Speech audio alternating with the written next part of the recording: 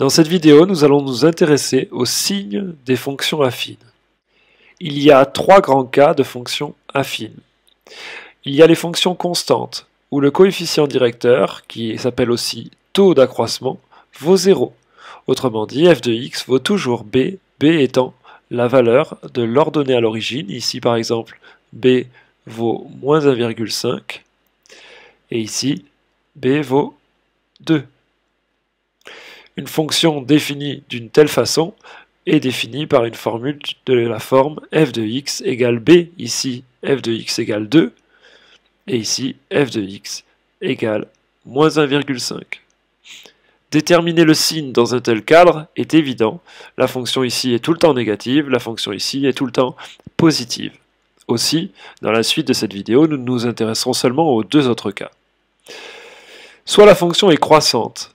Alors, comment on sait si une fonction affine est croissante? On regarde son coefficient directeur. Si le coefficient directeur A est positif, ça veut dire que le taux d'accroissement est positif, ça veut dire que la fonction est croissante. Alors, elle est d'abord négative.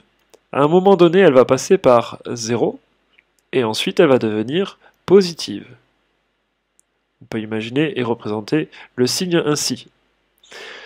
Dans le cas où la fonction f est décroissante, c'est-à-dire que son taux d'accroissement ou coefficient directeur est négatif, eh bien, ça veut dire qu'elle est d'abord positive, elle est au-dessus de l'axe des abscisses. À un moment donné, elle va passer par 0, ici, et ensuite elle devient négative.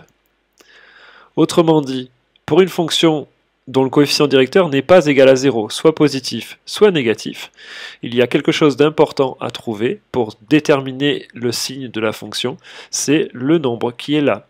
Et le nombre qui est là, c'est l'antécédent de 0. Étudions cela sur un exemple. Imaginons que l'on vous demande de déterminer le signe de deux fonctions affines, donc une première dont l'expression est donnée ici, une deuxième dont l'expression est donnée là. La méthode sera toujours la même et se déroulera toujours en trois étapes. L'étape 1, il faudra déterminer l'antécédent de 0 pour chacune des deux. L'étape 2, déterminer leur sens de variation, puisqu'on a vu que cela déterminait le signe. Et étape 3, on va dresser ce que l'on appelle un tableau de signes, dans lequel on va regrouper l'ensemble des résultats. Déterminer l'antécédent de 0 pour la fonction f, c'est résoudre f de x égale 0. On remplace, ça fait moins 1 demi de x plus 4 égale 0.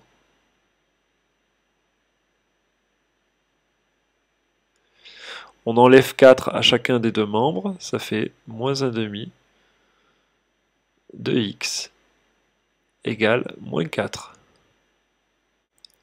Pour trouver x à gauche, il va falloir diviser par moins 1 demi. Diviser par moins 1 demi, cela revient à multiplier par l'inverse de moins 1 demi, c'est-à-dire moins 2 sur 1. Moins 4 multiplié par moins 2, cela fait plus 8. L'antécédent de 0 est donc 8. On va dès lors pouvoir commencer à le placer dans le tableau de signes. Ici, on peut le placer sur l'axe des abscisses, et on sait que l'image de 8 vaut 0. On mettra un 0 dans le tableau de signes. Étape 2, on détermine le sens de variation de la fonction en regardant son coefficient directeur. Ici, le coefficient directeur de f, c'est moins 1 demi. Donc cette fonction affine est décroissante, car son coefficient directeur est négatif. Il faut donc le dire de cette façon-là. Si elle est décroissante, c'est d'abord qu'elle est positive, qu'elle passe par 0, qu'elle coupe l'axe des abscisses et qu'elle devient négative. Le tableau de signes ici résume la situation graphique. Avant 8, la fonction est positive, après 8, elle est négative. En 8, elle vaut 0. On procède de même avec la fonction g. Pour dresser le tableau de signes de la fonction g, on détermine tout d'abord l'antécédent de 0. Donc, on résout g de x égale 0. Cela donne moins 2 plus 3x égale 0. Cela donne 3x égale 2, en ajoutant 2 à chacun des membres de l'équation, ce qui donne x égale 2 tiers. L'antécédent de 0 pour cette fonction g est 2 tiers. On peut dès lors le placer dans le tableau de signes, où l'on sait qu'il aura pour image 0, et on place un 0 ici.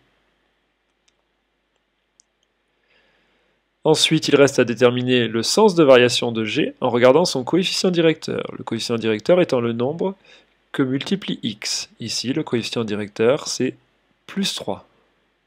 Il est positif, on en déduit donc que la fonction g est croissante sur r. Si elle est croissante, ça veut dire qu'elle est d'abord négative, qu'ensuite elle passe par 0 et qu'ensuite elle devient positive. On a donc dressé le tableau de signes d'une fonction affine croissante, d'une fonction affine décroissante, mais la technique est la même en 3 étapes.